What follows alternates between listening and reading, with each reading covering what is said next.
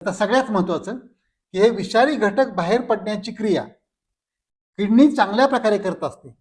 हे लिक्विड म्हणजे लघवीमधून बाहेर येते आणि लिव्हर जे कार्य करत असते विषारी घटक काढायचे ते संडासमधून बाहेर घटक पडतात.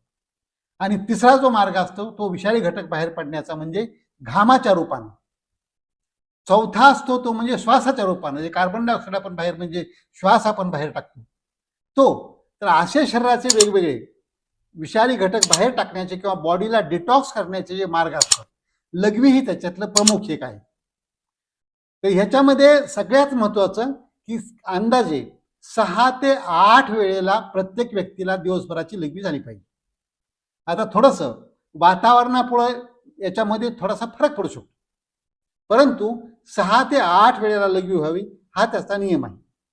जास्तीत जास्त कमीत कमी 4 वेळेला किंवा जास्तीत जास्त 10 वेळेला, हे पण त्या